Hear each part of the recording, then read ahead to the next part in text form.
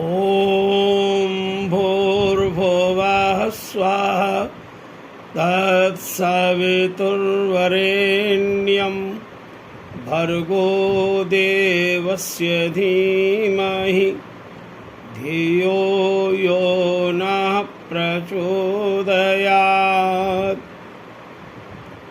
यं ब्रह्मा वरुणेन्द्ररुद्रमरुता स्तुन्वन्ति दिव्यैस्तवैः वेदैः साङ्गपदक्रमोपनिषदैः गायन्ति यं सामगाः।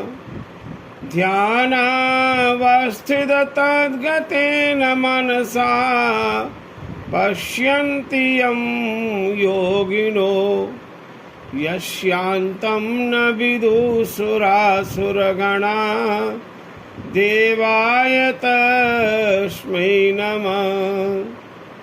यस्यान्तं न विदुषुरासुरगणा देवाय तस्मै नमः।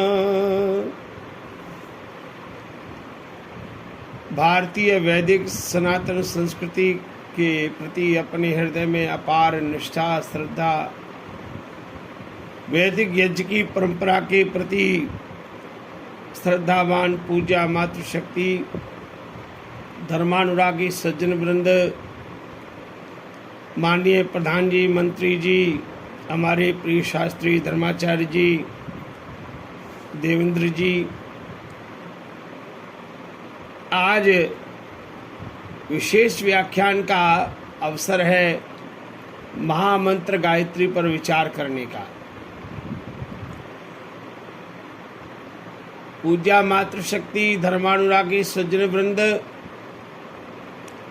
गायत्री मंत्र की दिव्यता, उसकी महानता और उसकी विशिष्टता का आज हम दिग्दर्शन करेंगे। जिस मंत्र पर ऋग्वेद यजुर्वेद सामवेद तुंगनियों और ऋचाओं में जिसकी मान्यता का गायन और जिसकी महिमा का महान व्याख्यान है, सर्वप्रथम हम विचार करें इसके 7 नाम हैं इस मंत्र के। एक नाम गायत्री मंत्र है।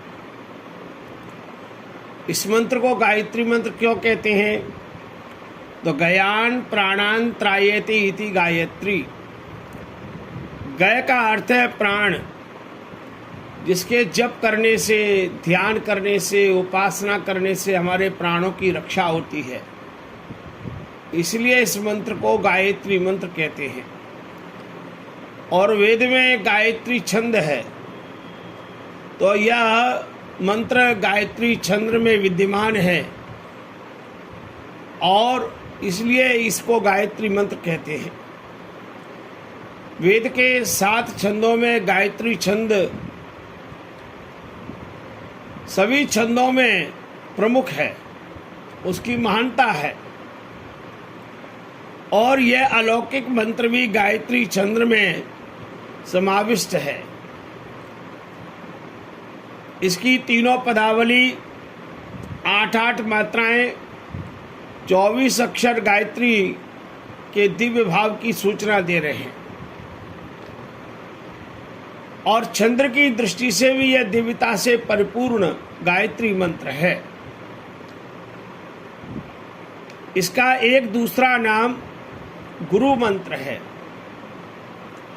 हमारे भारतीय वैदिक संस्कृति की परंपरा में जिन मानव जीवन के निर्माण के लिए जिन 16 संस्कारों का विधान है, उसमें समावर्तन संस्कार के समय जब घर से बालक गुरु की शरण में आता है और गुरु की शरण में पहुंच करके शिष्य को आचार्य सर्वप्रथम उपदेश करते हुए गायत्री मंत्र का उपदेश करते हैं।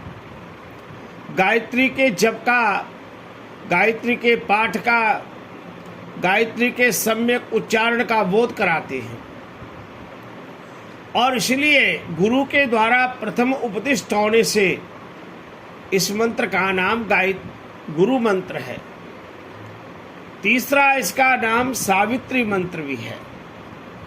इस मंत्र में सवितु शब्द आया है, तो सवितु का अर्थ हुआ सविता, जगत पिता है, जगदीश, और वह सविता प्रेरक है, प्रेरणाओं का प्रबल पुंज है। और हमारे लौकिक साहित्य में सविता सूर्य को भी कहते हैं। इसलिए हमारे देश में बहुत सारे हमारे ऐसे भाई बंधु हैं जो सूर्य की उपासना करते हैं, इसमें इसका विशेष जप करते हैं, ध्यान करते हैं और उसके द्वारा प्रार्थना करते हैं। इसलिए इस मंत्र का नाम सावित्री मंत्र है।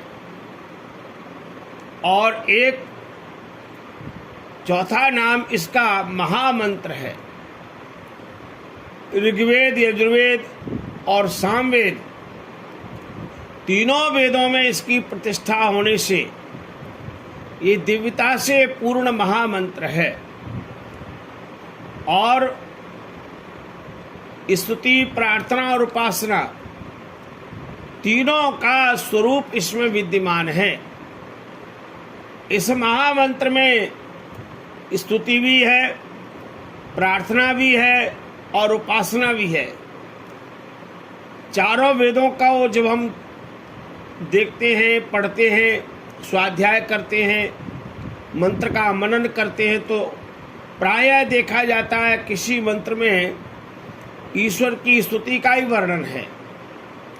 कोई मंत्र ऐसे हैं जिनमें प्रार्थनाओं का वर्णन है, कोई मंत्र ऐसे हैं जिनमें उपासना की दिव्यता का बोध है।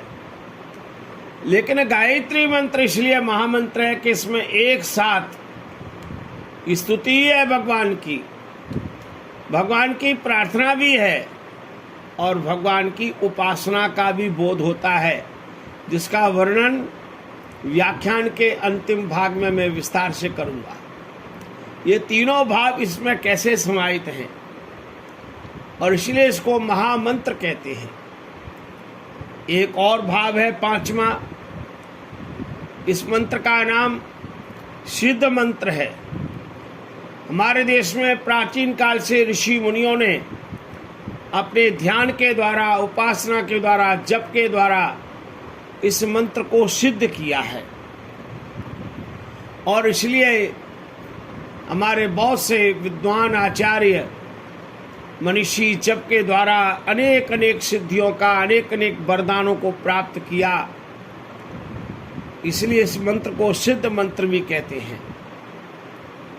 और एक नाम इसका और है मूल मंत्र। ये मूल मंत्र इसका छठा दिव्य स्वरूप है। ये मूल मंत्र क्यों है? तो हमारे यहाँ ये कहा जाता है कि अष्टाचक्रनवद्वारा देवानां पूवयोत्या तस्यामिर्णमया कोशा स्वरज्योति अपावृतः। ये अथर्ववेद की ऋचा है और इस ऋचा में यह कहा गया कि यह जो मंत्र है, यह मंत्र हमारे मूलाधार चक्र से लेकर के और सहस्रार चक्र, मूलाधार चक्र नीचे है, नाभि से नीचे उसका स्थान है, और सहस्रार चक्र की दिव्यता हमारे मस्तिष्क पर है, सिर पर है, यहाँ विद्यमान है।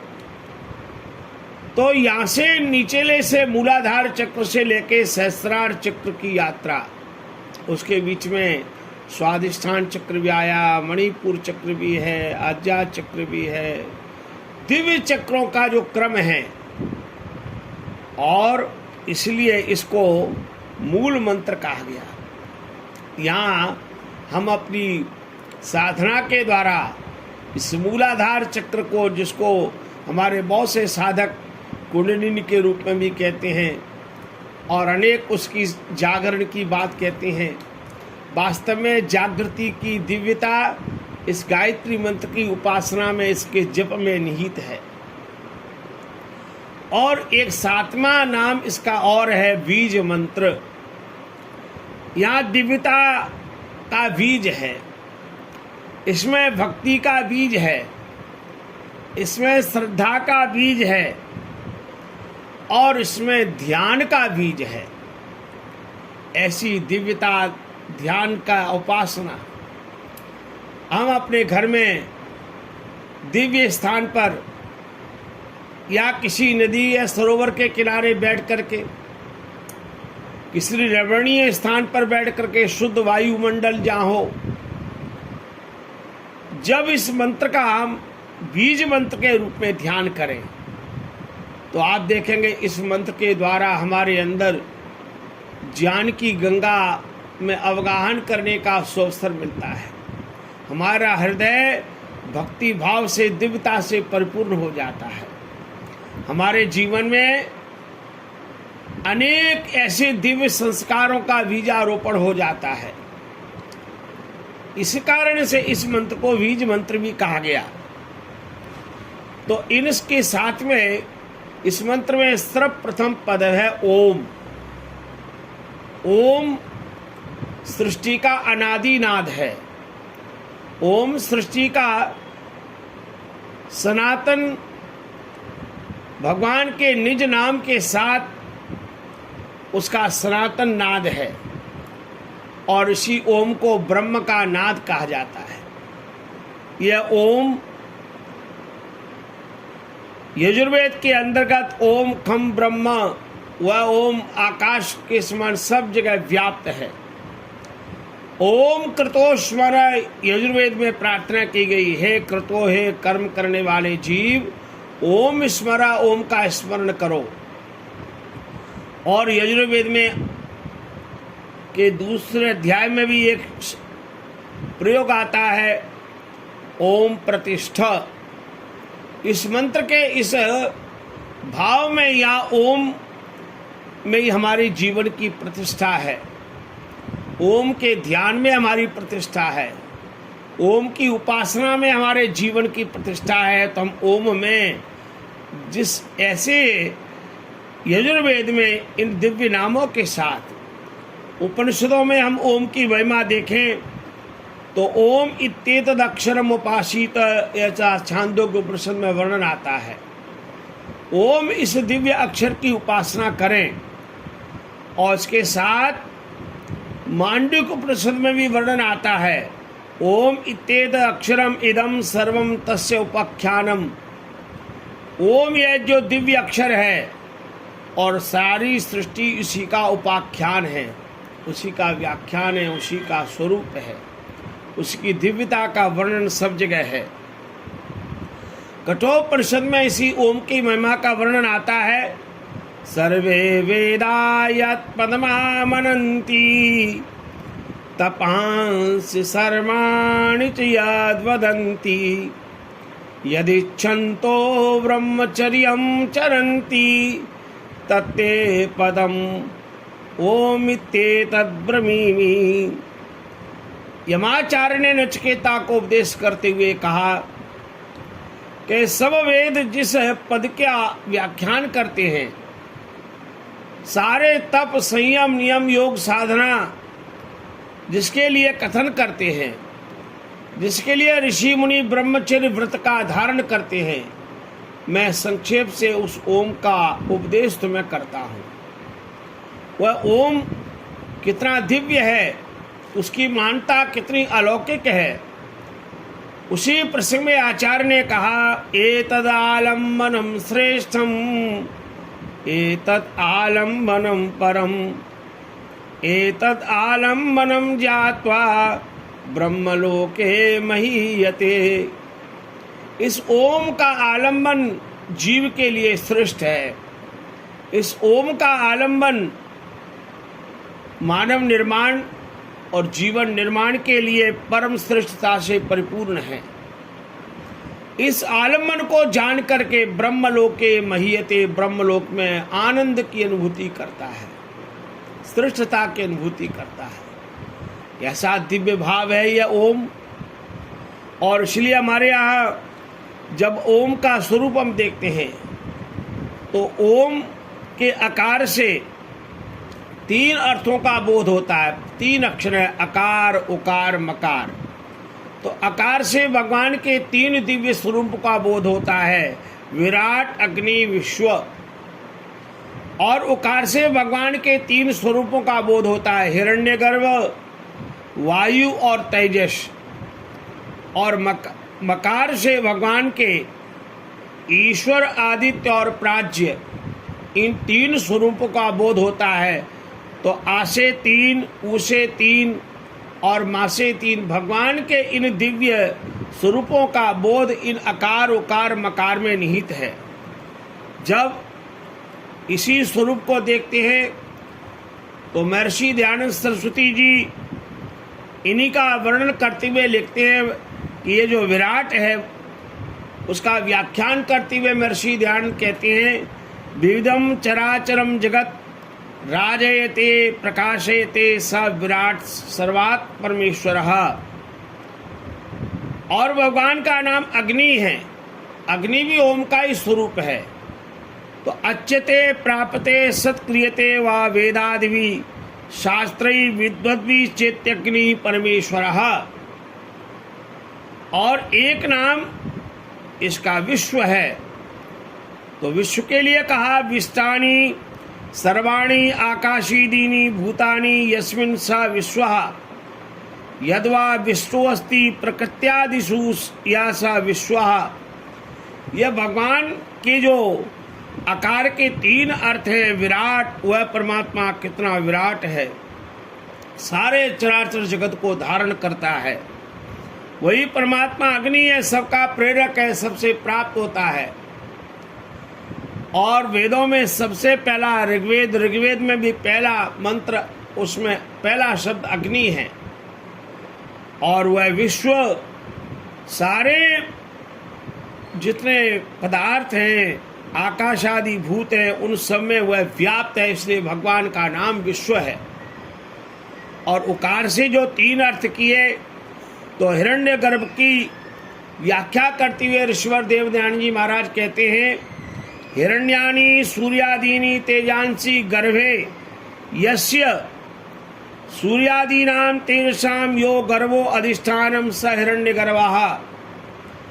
हिरण्य, सूर्यादि, तेजस्वी जितने प्रकाश के केंद्र हैं, सब जिसके गर्भ में समाहित हैं। सूर्यादि तेज का गर्भ का अधिष्ठान है, वह हिरण्य गर्भ है। ज्योतिर्वै हिरण्यम ज्योति रेशो अमृतम हिरण्यम, ये शतपथ ब्राह्मण का वचन है। यशो वै हिरण्यम, यशी हिरण्य है, ऐसा भगवान का दिव्य स्वरूप हिरण्य है। मंत्र में भी हम पढ़ते हैं, हिरण्यगर्भः समवर्तताग्रे। भगवान का वो जो हिरण्य गर्भ रूप है, उसको या उकार की महिमा के रूप में कहा जा रहा है। और भगवान का एक जो दिव्य ओम में, इसमें तीसरा जो अक्षर है मकार, मकार से जो पहला वायु को ग्रहण करते हैं, भगवान का नाम वायु है। तो वायु का व्याख्यान करते हुए महर्षि दयानंद जी महाराज कहते हैं, यो वाति जानाति धारयति अनंत बलत्वात् सर्वम जगत स वायु। जो अपने अनंत बल के द्वारा सबको प्राप्त होती है, सबको जानती है, इसलिए भगवान का नाम वायु भी है। सच ईश्वर एवं भवितुम अर्हति नान्यः। ऐसा महाराज कहते हैं, वह ईश्वर ही ऐसा हो सकता है, दूसरा कोई नहीं। तद वायु तदु चंद्रमा, वेद में भी आया, भगवान का नाम वायु है। और एक नाम तेजस है। सूर्यादीनां प्रकाशकत्वात् स्वयं प्रकाशकत्वात् तेजसा ईश्वरः। सब लोकांतरों को प्रकाशित करने से भगवान का नाम तेजस है। और यहाँ प्रार्थना की जा रही है, भगवान का नाम, ये जो प्रार्थना की गई कि मकार के जो है, ये मकारिण प्राज्यादि नाम बोध्यानि, वो जो कहते हैं, जो प्रजानाति सकलम जगत इति प्राज्यः प्रज्ञः प्रज्ञैव प्राज्ञा परमात्मा एवेति। सारे संसार को जानता है, इसलिए उसका नाम प्रज्ञ है। और प्रज्ञ ही प्राज्य है। और ऐसा जो परमात्मा है, उस परमात्मा के दिव्य स्वरूप का यहाँ चिंतन किया गया। तो माताओं सज्जनों, गायत्री मंत्र में जो आ है, अकार से ऋग्वेद का बोध होता है, उकार से यजुर्वेद का बोध होता है और मकार से सामवेद का बोध होता है। और उपनिषदों में इसी आकार को जागृत अवस्था कहा गया है, शरीर की जागृत अवस्था है। यह मकार हमारे शरीर की स्वप्नावस्था है और जो मकार है ये हमारे जीवन की सुषुप्ति अवस्था है। तीनों अवस्थाएं इस ओम में समाहित हैं और इसी को कहा गया दूसरे रूप में कि आकार हमारे शरीर में जब जागृत अवस्था होती है तो वैश्वानर रूप होता है।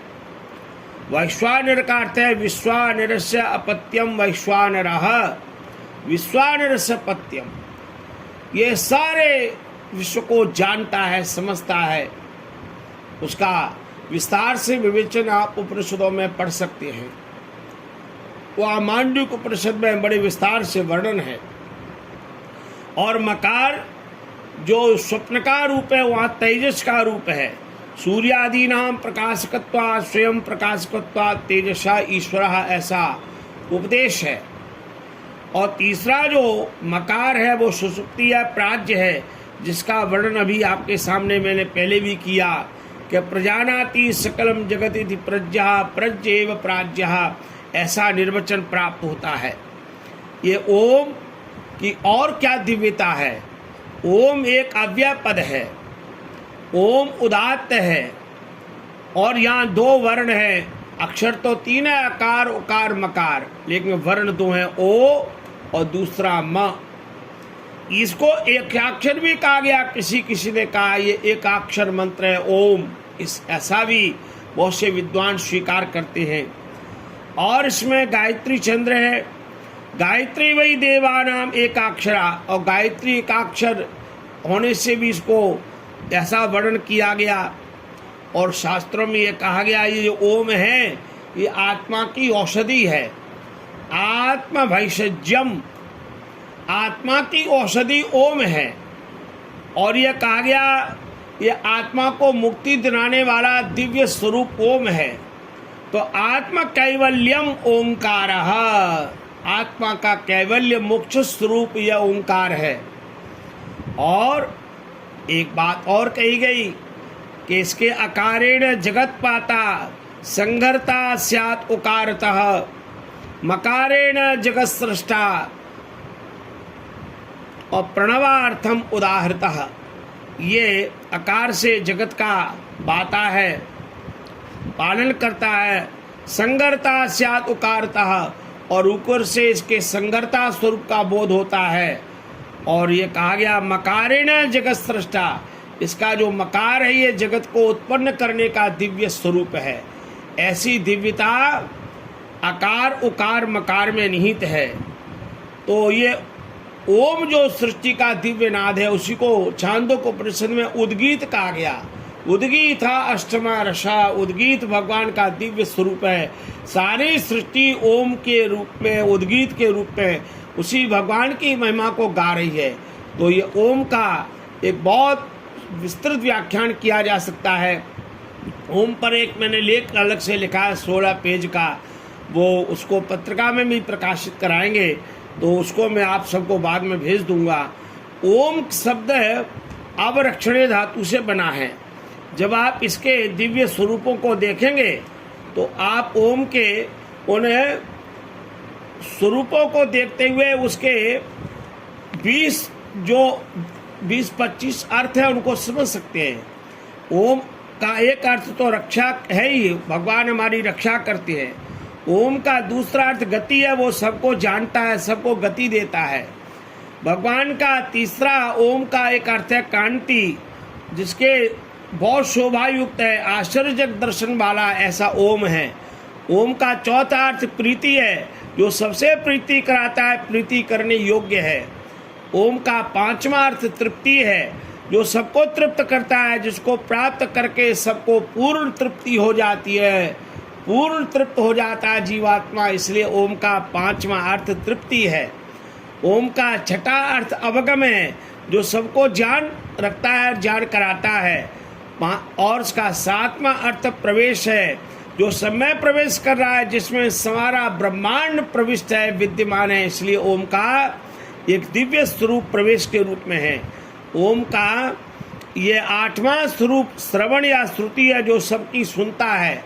सारा संसार, सब भक्त, हम लोग उसी को अपनी बात सुना रहे हैं, जो अपने भक्तों की बात को सुनता है और भक्तों की बात को सुनता ही नहीं है, सुन करके उनको शक्ति और सामर्थ्य प्रदान करता है।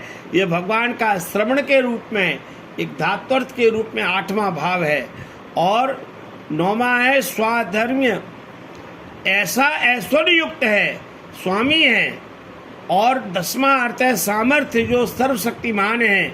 11वां याचन, जिससे सब याचना करते हैं। 12वां है क्रिया, जो सृष्टि की उत्पत्ति, स्थिति, प्रलय आदि क्रियाओं को करता है। इसलिए भगवान का एक नाम या क्रिया कहा गया।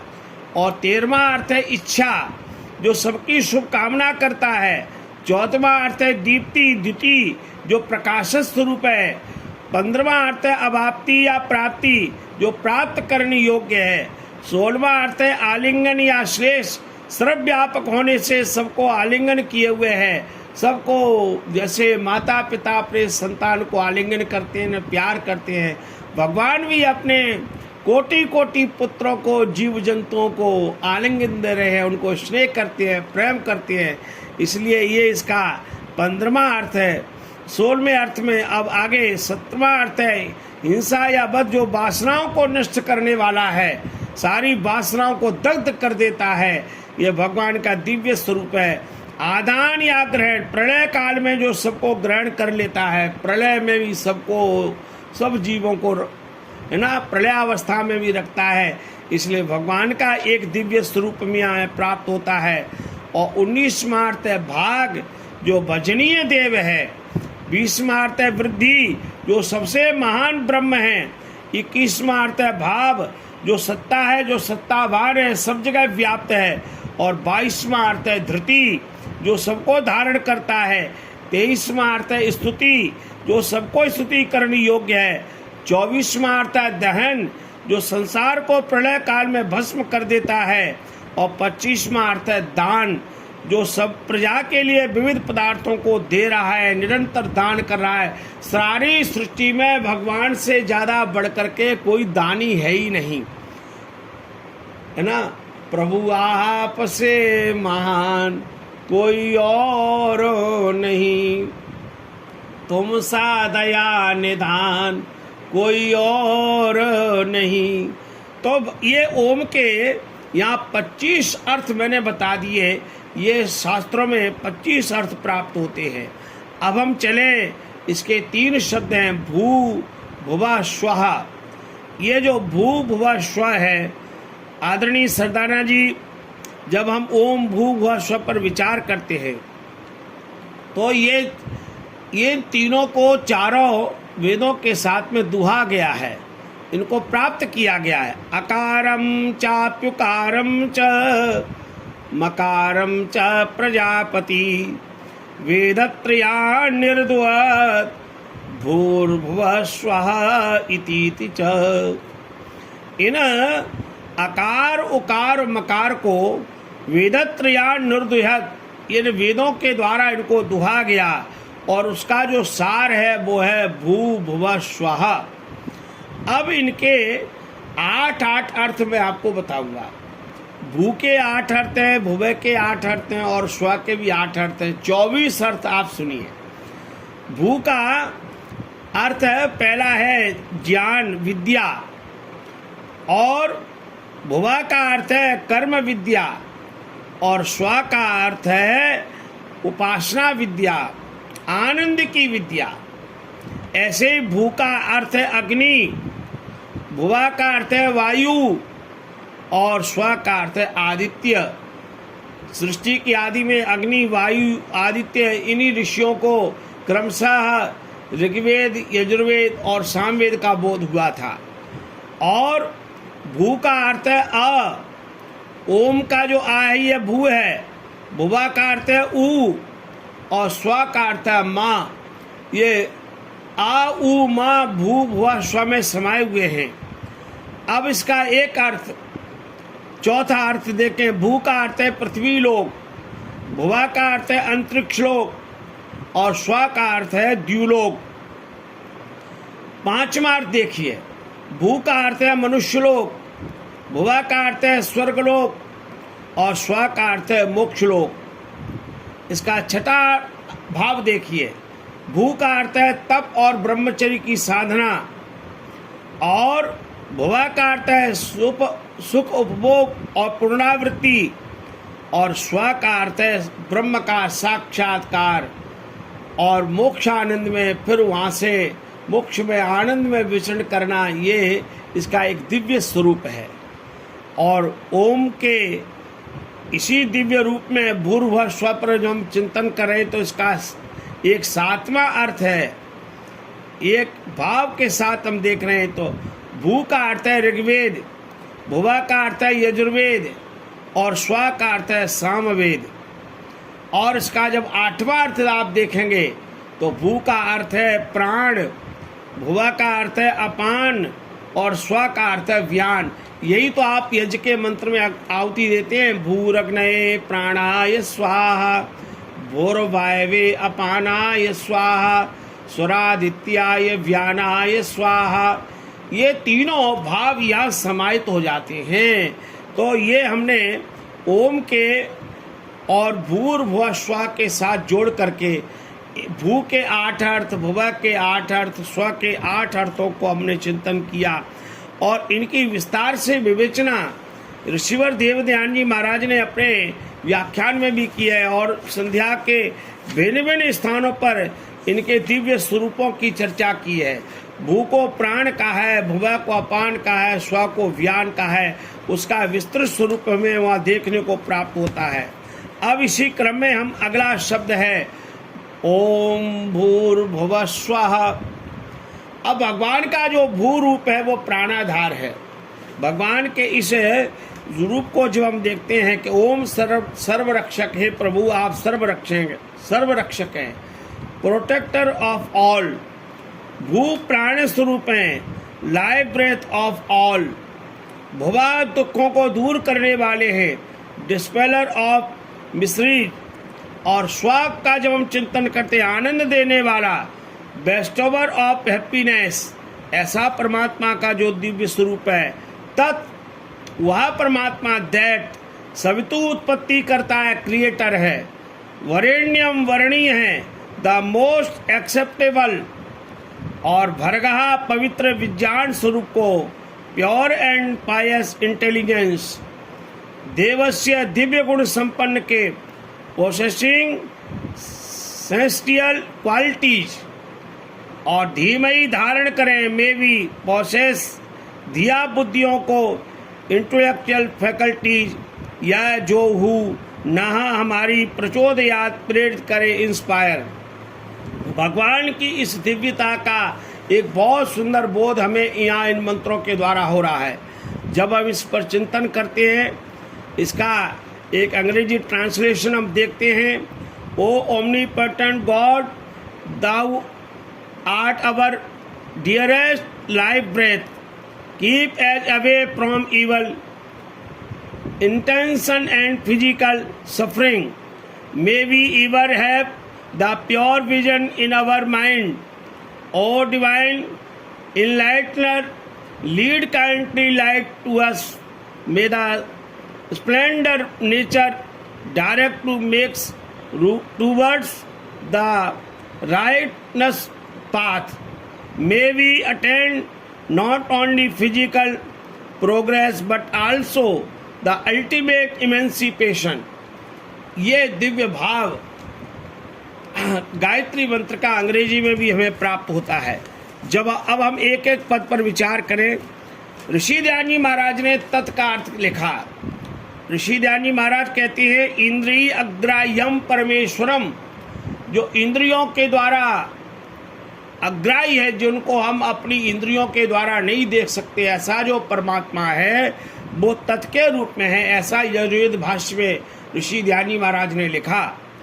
और हम भगवत गीता में जब इसका स्वरूप देखते हैं, ओम तत्सत इति त्रिविधा ब्रह्मणा त्रिविधा स्मृतः, गीता के 17वें अध्याय में ये वचन प्राप्त होता है, ओम तत् सत। ये ब्रह्मणा, ब्रह्म के द्वारा त्रिविधा स्मृता, 3 प्रकार का जो हमें उपदेश है, इस ओम को जाने, उसके तत् और सत स्वरूप को भी जाने। इसलिए कहा गया तत् इति वा एतस्य में तो भूतस्य नाम भवति, ऐतरे आरण्यक में ये वचन प्राप्त होता है। ये जो भगवान का तत् नाम है, जो इतना महान यश से व्याप्त है, जो महान यश वाला, सारी सृष्टि में जिसकी यश की ज्ञाता है, सारा ब्रह्मांड जिसके यश से व्याप्त है, ऐसा जो परमात्मा है उसका नाम तत् है। अब अगला पद है तत्सवितुः।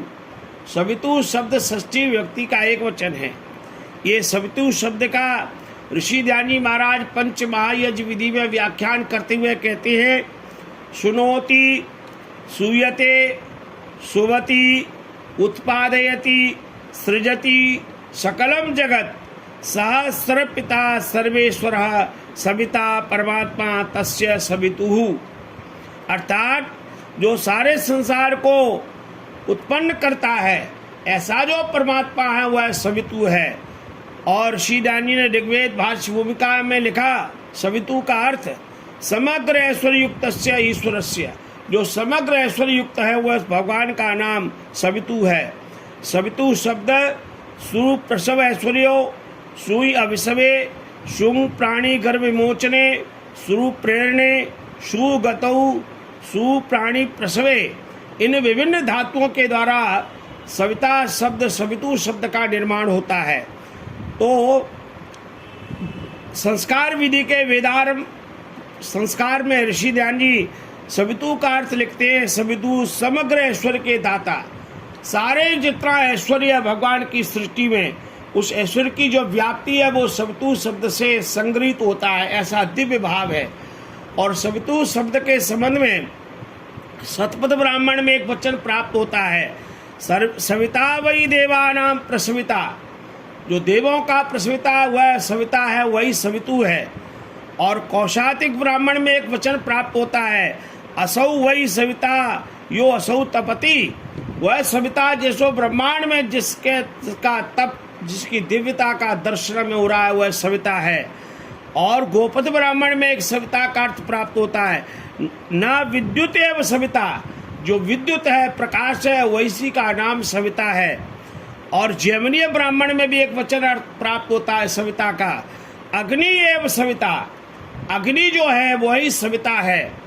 और गोपद ब्राह्मण में एक शब्द और मिलता है, चंद्रमा एव सविता, ये जो ब्रह्मांड में चंद्रमा की दीप्ति है, सूर्य की दीप्ति है, ये भी सविता का अर्थ है।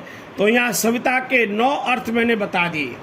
अब सविता का 10वां अर्थ देखिए, सवितु प्रसवे, सविता देव की अनुमति या प्रेरणा, जगत उत्पत्ति करता परमेश्वर की सृष्टि में उस सविता की व्याप्ति सब जगह है। ऐसा परमात्मा का जो दिव्य स्वरूप है वह यहाँ सवितु शब्द में निहित है। और अगला इसमें महत्वपूर्ण शब्द है देवस्य। अब देखो, देवस्य भी षष्ठी व्यक्ति का एक वचन है, सविता देव के। तो देवस्य का अर्थ ऋषि ध्यानी महाराज लिखते हैं, दीव्यति प्रकाशयति आनंदयति सर्वम विश्वम सदेवः, जो परमात्मा सारे लोकांतरों को दिव्यति प्रकाश से, आनंद से सारे विश्व को परिपूर्ण कर रहा है, इसलिए भगवान का नाम देव है। तस्य देवस्य प्रकाशक, आनंददाता, कामना करने योग्य, विजय कराने हारे, सकल ऐश्वर्य प्रदाता, प्रकाशमान, सर्वव्यापक, अंतर्यामी, ये सारे अर्थ देव के ही हैं। और हमारे जब हम निरुक्त में देव का अर्थ लिखते हैं तो वहाँ देव के 4 अर्थ हैं, देवो दानाद वा, दीपनाद वा, द्योतनाद वा, दू स्थानो भवति इति वा। ऐसा निरुक्त का वचन प्रसिद्ध है। तो यहाँ जब हम देव का अर्थ देखेंगे, दिवु जो धातु है उसके जो अर्थ देखेंगे, तो क्रीड़ा, विजिगीषा, व्यवहार, द्युति, स्तुति, मोद, मद, स्वप्न, कांति, गति, परिकूलन, मर्दन और प्रीति और अर्ध, ये सब विभिन्न अर्थ भी देव के ही हैं।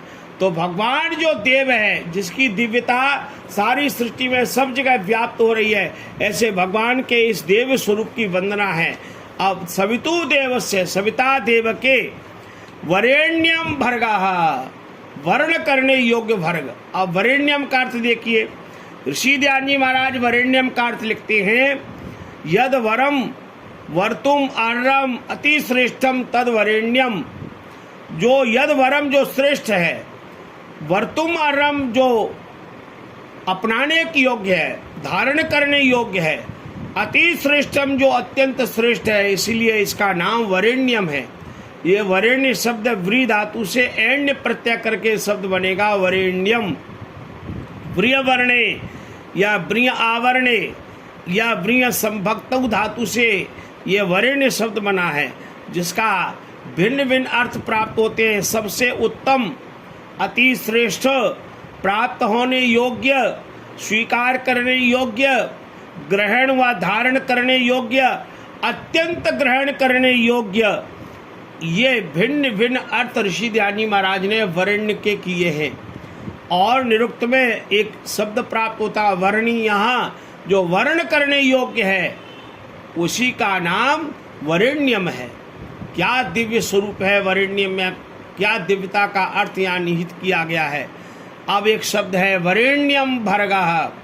भर्गा का अर्थ, भर्गः में तीन अलग अलग करेंगे तो भ र ग, तीन अक्षर अलग करेंगे तो भा का अर्थ है भाषेति माम लोकान। भर्गः में जो भा शब्द है उसका अर्थ है जो अपने भाषेति मान लोकान, सारे लोकांतरों को भाषित कर रहा है। और र का अर्थ है रंजयति मान लोकान, जो आनंद से भर देता है, इसलिए रा का अर्थ है रंजित करना, आनंदित कर देना। और गा का अर्थ है गमेति मान लोकान,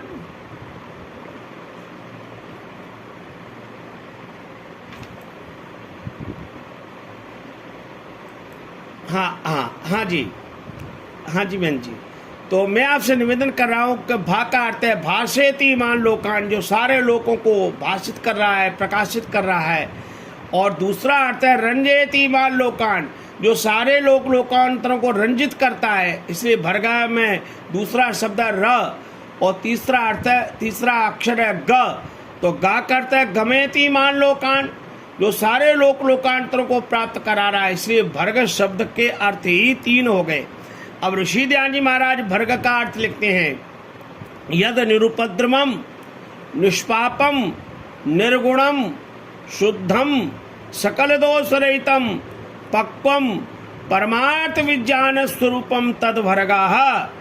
अब कितने अर्थ किए ऋषि ध्यान जी महाराज ने भर्ग के, जो निरुपद्रव है, निष्पाप है, निर्गुण है, शुद्ध है, सकल दोषों से रहित है, पक्व है, परमार्थ विज्ञान स्वरूप है, और उसके साथ पाप रूप दुखों के मूल को नष्ट करने वाला है। क्या दिव्य शब्द है, पाप रूप दुखों के मूल को नष्ट करने वाला ये भर्ग है, और सब दुखों का नाशक है। आध्यात्मिक, आदिदैविक, आदि भौतिक त्रिविध प्रकार के दुखों का नाश करने वाला यह भगवान का दिव्य तेज भर्ग है। तेजस स्वरूप है, सब क्लेशों को भस्म करने हारा चेतन ब्रह्म स्वरूप है। सारे क्लेश, जिसको महर्षि पतंजलि ने योग दर्शन में कहा, अविद्या, अस्मिता, राग, द्वेष, अविनिवेश, पंचक क्लेशा। यह जो अविद्या है, अस्मिता है, राग है, द्वेष है, अविनिवेश, मृत्यु का भय है, मैं मर जाऊंगा, ये पांचों प्रकार के दुखों को, इनके क्लेशों को मिटाने का जो दिव्य स्वरूप है, ब्रह्म का जो चेतन स्वरूप है, उसका नाम भर्ग है। और उस भर्ग को अब देखो क्या कह रहे मंत्र में, सवितु देवस्य सविता देवके वरेण्यम भर्गा, वर्ण करने योग भर्ग को जब भक्त धीमहि धारण करता है। अब धीमहि का अर्थ समझिए, कैसे भर्ग को धारण करें। तो या का तमेव परमात्मानं वयम नित्यम उपासीमहि, उस भगवान की नित्यम उपासना करें। ये ऋषि ध्यान जी अर्थ कर रहे हैं धीमहि का। तस्मै प्रयोजनाय, स्वामी जी लिखते हैं क्यों भगवान को अपने हृदय में धारण करें, क्यों उसको धीमहि के लिए उपासना करें। तो महाराज लिखते हैं तस्य धारणेन विज्ञानादि बलेन वयम पुष्टाः दृढ़ः सुखिना भवेम। ऋषिवर कहते हैं भगवान को धीमहि हम इसलिए धारण करना चाहिए कि उसके विज्ञानादि बल के द्वारा हम पुष्ट हों, दृढ़ हों और सुखी हो जाए। इसलिए भगवान के इस धीमहि का हम ध्यान करें। अस्मै प्रयोजनाय, ये धीमहि पद दुधाएं धारण पोषणियों से धीमहि दधीमहि ध्यायेम इत्यर्थ, हम उसका बार बार ध्यान करें। ये धीमहि पद है। अब है यह धियो यो न प्रचोदयात्, यह माने परमेश्वरा, यह जो परमात्मा, नाह अस्माकम हमारी सबकी। अब वेदिक में यही मंगल प्रार्थना, यहाँ एक के लिए प्रार्थना नहीं है, करोड़ों करोड़ों मानव जाति के लिए प्रार्थना है। जब से सृष्टि बनी है और आज तक जितने करोड़ों लोग पैदा हुए धरती पर, आज जितने करोड़ों लोग हैं, आने वाले समय में करोड़ों लोग पैदा होंगे, सबके लिए एक ही शब्द है नाहा, हम सबके अस्माकम धिया। धिया का अर्थ है धारणावती बुद्धि, इसका अर्थ मति है, इसका नाम धी है, इसका नाम प्रज्ञा है, इसका नाम शेमुषी है, इसका नाम ऋतंबरा है, इसका नाम मेधा है। ये धी के कितने दिव्य बुद्धि के पर्यायवाची शब्द हैं। और हम प्रार्थना करते हैं बार बार, गायत्री मंत्र में तो कर ही रहे हैं। हम यज्ञ करते हुए प्रार्थना करते हैं, या मेधाम देवगणा पितरश्चोपासते तया मामद्य मेधया अग्ने मेधाविनम कुरु, मुझे मेधावी बना दो। और एक वेद का मंत्र और भी है, मेधाम मे वरुणो ददात मेधाम अग्नि प्रजापति मेधाम इंद्रश्च वायुश्च मेधाम दाता ददातु मे। वहाँ भी बुद्धि की प्रार्थना है। और स्वस्ति वाचन के इस मंत्र में भी बुद्धि की प्रार्थना, देवानाम भद्रा सुमति ऋजुयताम, देवताओं जैसी भद्रा सुमति, कल्याण करने वाली सुमति ऋजुयता मुझे प्राप्त हो जाए। तो ये जो बुद्धि की प्रार्थना, और बुद्धि किसके द्वारा निर्मल होती है, बुद्धिर ज्ञानेन शुद्ध्यति, बुद्धि ज्ञान के द्वारा शुद्ध होती है। और भगवत गीता में तो योगेश्वर श्री कृष्ण कह रहे हैं ज्ञान विज्ञान तृप्तात्मा, जो ज्ञान और विज्ञान से तृप्तात्मा हो गई है। और शास्त्र कहते हैं ऋते ज्ञानान्न मुक्ति, बिना ज्ञान के मुक्ति नहीं है। तो आओ, जब बिना ज्ञान के मुक्ति नहीं है संसार में, तो वो हमें बुद्धि ज्ञान मिलेगा कहाँ से, वो गायत्री मंत्र की साधना से मिलेगा। इसलिए यहाँ धियो यो न प्रचोदयात्, प्रचोदयात् का अर्थ महाराज कहते हैं प्रेरित। ऋषि ध्यानी महाराज लिखते हैं सद्गुण कर्म स्वभावेषु प्रेरेतु, हे भगवान सद्गुण कर्म स्वभाव में हमारी बुद्धि को प्रेरित करो, ये प्रचोदयात् का अर्थ है। अब माता बहनों 5-7 मिनट में कुछ खास बात इस मंत्रों की आपको बताते हैं। ये जो गायत्री मंत्र है इसमें 3 पाद हैं। एक पद है तत्सवितुर्वरेण्यम, दूसरा पद है भर्गो देवस्य धीमहि, और तीसरा पद है धियो यो न प्रचोदयात्। गायत्री मंत्र में भगवान की स्तुति है, जो मैंने पहले आपसे कहा था। अब स्तुति कौन कौन से शब्द हैं स्तुति के भगवान की, तो भू भुवः स्वः सवितु देवस्य, ये भगवान की स्तुति के शब्द हैं। तो यहाँ इन 5 शब्दों में भगवान की हम स्तुति करते हैं।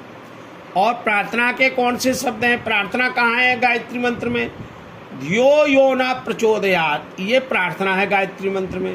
हमारी बुद्धि को प्रभु उत्तम मार्ग में प्रेरित करे, ये प्रार्थना है भक्त की। और उपासना कहाँ है इस मंत्र में, तो उपासना है देवस्य वरेण्यम भर्गः धीमहि, उस वरेण्य वर्ग को अपने हृदय में धारण करने की भक्त की जो भावना है, प्रभु एक ही प्रार्थना है, वरेण्यम भर्गः धीमहि। हम भगवान के उस वरेण्य पाप नाशक तेज को धारण करें। क्या बात है। देखो संसार में जैसे जैसे हम स्थान पर जाते हैं, जैसे जैसे व्यक्ति से मिलते हैं, अच्छा कोई व्यक्ति यदि महाक्रोधी हो और उसकी आप संगति करें तो क्रोध आपको भी स्पर्श करेगा कि नहीं। और कोई आदमी बहुत ईर्ष्यालु हो, उसकी आप संगति करेंगे तो ईर्ष्या आ जाएगी। कोई व्यक्ति महाद्वेष करने वाला हो तो आप में द्वेष की वृत्ति आ जाएगी। अब इसके विपरीत सोचिए, कोई व्यक्ति बहुत विद्वान है तो उसके संगति करने से विद्या आपके पास आ जाएगी। कोई व्यक्ति बहुत श्रद्धा से यज्ञ कर रहा है, उसकी संगति करेंगे तो यज्ञ के भाव आ जाएंगे। कोई व्यक्ति बहुत अच्छा गायक है, उसकी संगति करें तो गायन कला में आप प्रवीण हो जाएंगे। कोई व्यक्ति बहुत बड़ा दानी है, उसकी संगति करेंगे तो दान की भावना आ जाएगी। तो दुनिया में भी हम देखते हैं जिसकी संगति करते हैं उसका वो गुण हमारे अंदर भी आने लगता है। तो भगवान की संगति करने से क्या लाभ होगा। भगवान दया के सागर है तो हम में दया आ जाएगी। भगवान करुणा की मूर्ति, हम में करुणा आ जाएगी। भगवान क्षमाशील है, हम में क्षमा आ जाएगी। यही तो ऋषिदान के जीवन में आई, यही तो ऋषिदानी लिखती हैं। महाराज लिखते हैं सत्यार्थ प्रकाश के तीसरे समोल्लास में कि गायत्री मंत्र का उच्चारण, अर्थ ज्ञान और उसके अनुसार अपने चाल चलन को करे। इन शब्दों पे ध्यान दीजिए। सत्यार्थ प्रकाश का आप पाठ भी करते हैं तो वहाँ क्या लिखते हैं ऋषिदानी तीसरे समोल्लास में, अपने चाल चलन को करे। अपना चाल भी, अब चाल कहाँ है, पैरों में, और चलन माने चरित्र है। तो हमारा पैरों की गति, हम ऐसे स्थान पर जाएं जहाँ भगवान के भक्त हो रहती हूँ, ऐसे स्थान पर जाएं जहाँ यज्ञशाला हो, ऐसा स्थान पर जाएं जहाँ सज्जन धर्मात्मा लोग हों और हमारा चलन भी सुधर जाए। तो ये गायत्री मंत्र में आप देखेंगे तीनों चीज़ें हैं। और इसके साथ गायत्री मंत्र में आप दिव्यता का दर्शन करेंगे थोड़ा सा, और कि कौन कौन सा भाव है। तो गायत्री मंत्र की जो ध्वनि है वो संसार की अलौकिक और दिव्य ध्वनि है। इससे बढ़िया, इससे अच्छी, इससे श्रेष्ठ ध्वनि संसार में है ही नहीं। इसलिए ये गायत्री मंत्र भगवान की दिव्य महाध्वनि है और करोड़ों लाखों वर्षों की प्राचीन परंपरा, भारतीय सनातन वैदिक संस्कृति का दिव्य स्वरूप एक दिव्य प्रार्थना गायत्री महामंत्र में प्रतिष्ठित है। हजारों ऋषियों की जप परंपरा, सिद्ध परंपरा का दिग्दर्शन गायत्री मंत्र में होता है। प्रत्येक युग में सृष्टि के शुभारंभ से लेकर के अग्नि, वायु, आदित्य, अंगिरा आदि ऋषियों, ब्रह्मा जो चारों वेदों के ज्ञाता ऋषि है, और वाल्मीकि, वशिष्ठ, विश्वामित्र, भरद्वाज, अत्रि, महाराजा जनक, मर्यादा पुरुषोत्तम श्री राम, याज्ञवल्क्य ऋषि, नारद जी, पिप्लाद, नचिकेता, जैमिनी, कपिल, कणाद, गौतम, पतंजलि, वेदव्यास, परशुराम, योगेश्वर, श्री कृष्ण और गुरु विरजानंद, महर्षि दयानंद सरस्वती, स्वामी विवेकानंद, स्वामी श्रद्धानंद, आनंद स्वामी, प्रभु आश्रय जी महाराज, रविन्द्रनाथ टैगोर, इन सारे दिव्य महापुरुषों की एक बड़ी लंबी परंपरा है। उन सब के जीवन में गायत्री मंत्र की दिव्य साधना है। महात्मा आनंद स्वामी जी और महात्मा प्रभु आश्रय जी की, उनकी संगति में आने वाले, मैं दिल्ली में ऐसे अनेक परिवारों को जानता हूँ जिनका प्रभाव महात्मा प्रभु आश्रय जी की गायत्री की साधना का अभ्यास जनों की शरण में आया। हमारे दर्शन अग्निहोत्री जी का परिवार दिल्ली में प्रसिद्ध याज्ञिक परिवार है। महात्मा प्रभु आश्रय जी की कृपा उन पर कैसे बरसी। हमारे बसंत विहार में और अभी छतरपुर की तरफ फार्म हाउस में रहने वाली हमारी पूज्या माता विद्यावती नारंग जी, महात्मा प्रभु आश्रय जी महाराज, उनके परिवार में, उनके घर में महीनों निवास करते थे और आज भी उन्होंने फार्म हाउस में यज्ञशाला बनाई है। तो माता विद्यावती जी नारंग और उनकी बेटी उषा मल्होत्रा जी, जिनका भी फार्म हाउस है, उन्होंने उनके यहाँ मैंने देखा यज्ञशाला में महात्मा प्रभु आश्रय जी का विशाल चित्र रखा हुआ है। ऐसे दिल्ली में एक नहीं अनेक अनोखो परिवार है जहाँ महात्मा प्रभु आश्रित जी की गायत्री की साधना, गायत्री के जप का प्रभाव और गायत्री के उपदेश का प्रभाव परिवारों में आज भी दिखाई दे रहा है। गायत्री का जिस संगीत के साथ हमारे श्री दर्शनलाल अग्निहोत्री जी के स्वर्गीय पूज्य पिता गणेश दास जी अग्निहोत्री को मैंने गुरुकुल एटा में अपने विद्यार्थी जीवन में ब्रह्मचर्य काल में देखा, वो कितनी मस्ती के साथ हमारे पूज्य स्वामी ब्रह्मानंद जी की यज्ञ तीर्थ एटा की जो ऐतिहासिक यज्ञशाला है, सारे दुनिया में इतनी बड़ी यज्ञशाला नहीं है जहाँ 1 से 8 यज्ञकुंड एक साथ हैं। उस यज्ञशाला में बैठ करके गणेश दास अग्निहोत्री जी अपनी धर्मपत्नी के साथ जब गुरुकुल के वार्षिकोत्सव पर झूम झूम करके गायत्री का नाद करते थे तो देखने वाली लोगों के रोम रोम कंपायमान हो जाता था, प्रेम रस की गंगा झूम जाती थी। वो बड़ी मस्ती के साथ गाते थे, ओम भूर्भुवः स्वः तत्सवितुर्वरेण्यं भर्गो देवस्य धीमहि धियो यो न प्रचोदयात्। क्या उनका स्वर था, क्या माधुर्य था, क्या रस की अभिव्यक्ति थी। हजारों हजारों लोग यज्ञशाला में बैठ करके जब एक साथ गाते थे, सारे ब्रह्मचारी मिलकर के जिस मंत्र का पाठ करते थे, वो क्या व्यंगम दृश्य था। उसको स्मरण करके ही अभी मेरा रोम रोम पुलकित हो रहा है।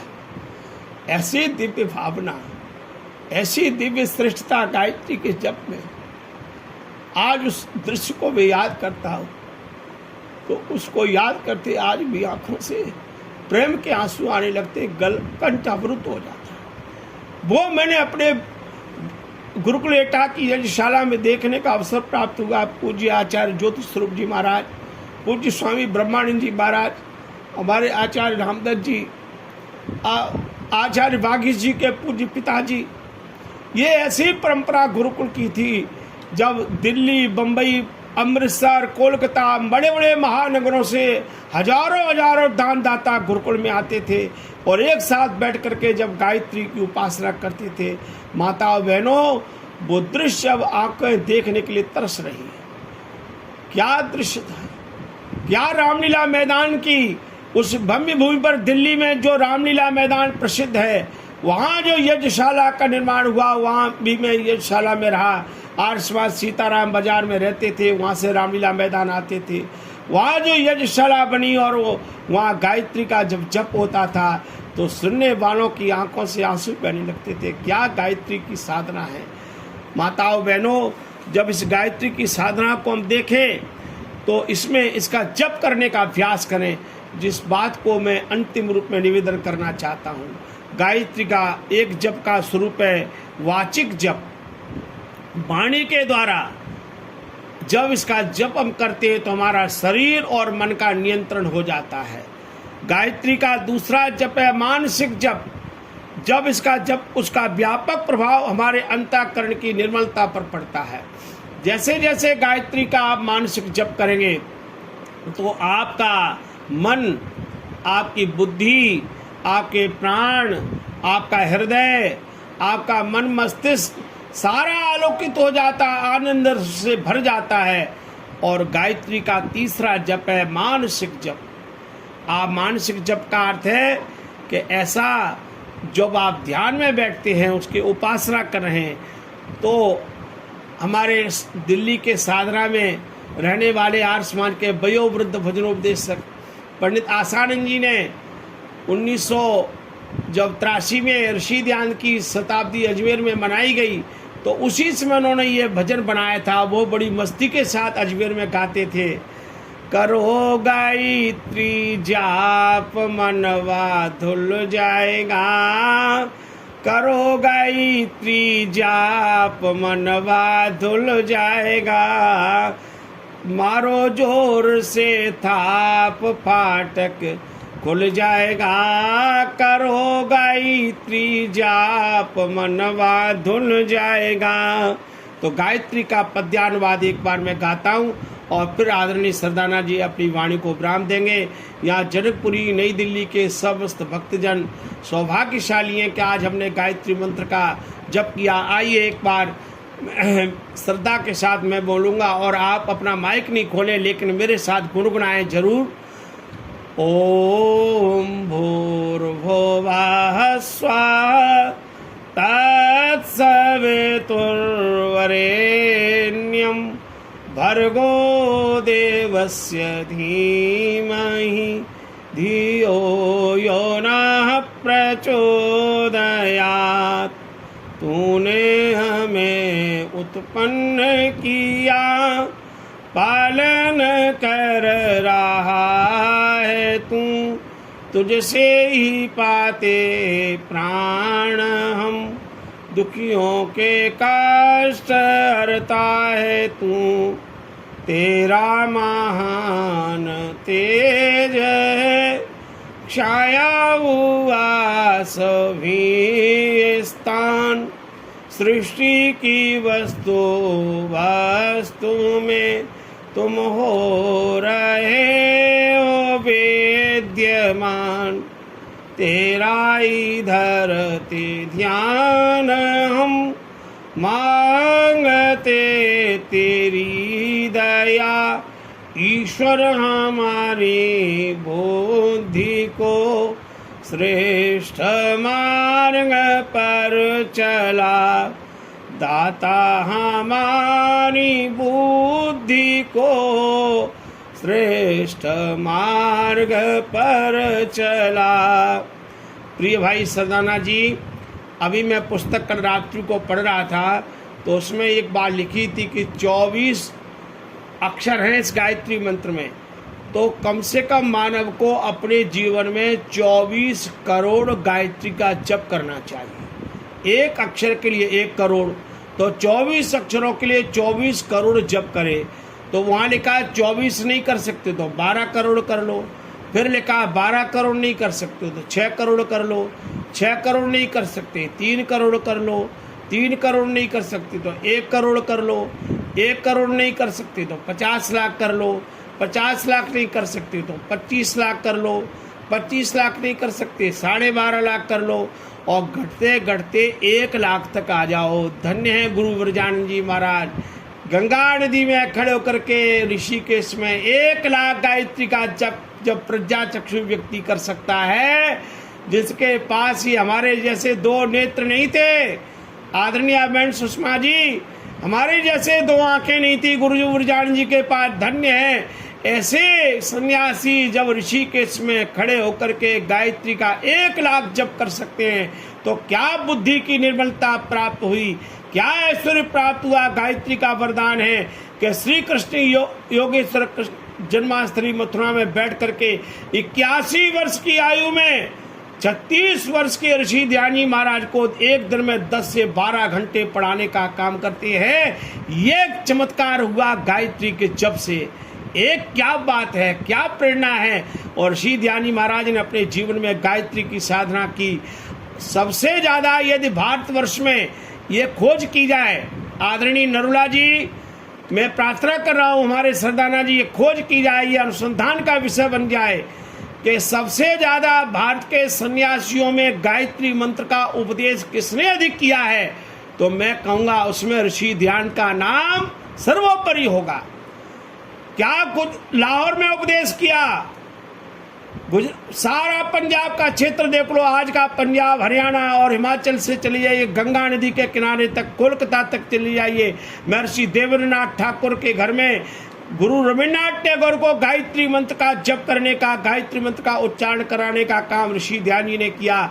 चाहे जोधपुर के महाराणा जसवंत सिंह हो, चाहे उदयपुर के महाराणा सज्जन सिंह हो, चाहे शाहपुरा के राजा नार सिंह जी हो, चाहे जयपुर के राजा राम सिंह हो, चाहे हमारे ग्वालियर का सिंधिया राज घराना हो, चाहे इंदौर का राज घराना हो, जहाँ जहाँ ऋषि ध्यान जी महाराज गए, पुणे में महादेव कुंटे, गोविंद रानाडे, महादेव गोविंद रानाडे जैसे महान व्यक्ति हों, सबको यदि किसी ने गायत्री मंत्र का उपदेश किया तो वो ऋषि ध्यान जी महाराज ने किया। लाखों लाखों लोगों को उपदेश किया। आज हम एक व्रत धारण करें, संकल्प करें कि हम गायत्री का उपदेश करेंगे, गायत्री का जप करेंगे और गायत्री के द्वारा इसकी मान्यता को सिद्ध करेंगे। तो एक संकल्प तो हम ले सकते हैं कि हम थोड़ा थोड़ा संकल्प करें। 1000 जप करेंगे, 11000 जप करेंगे, 21000 जप करेंगे। पिछले दिनों मैंने महामृत्युंजय का 51000 बार जप किया और आज मैं ये प्रतिज्ञा लेता हूँ कि अभी मैं इसी जीवन में अभी शुभारंभ करने जा रहा हूं और 1 लाख गायत्री मंत्र के जप करने का मैं व्रत ले रहा हूं इसी व्याख्यान के द्वारा। और मैं ये व्रत आज से ही प्रारंभ कर दूंगा, चाहे उसमें समय कितना लग जाए, लेकिन 1 लाख गायत्री के जप करने का मैं इस प्रवचन के साथ व्रत लेता हूं। ये मेरी अंतरात्मा ने अभी कहा है और ये मेरे अपने लिए है। अब दूसरा कोई करेगा तो उसका भी कल्याण होगा। इन शब्दों के साथ ओम शांति शांति शांति।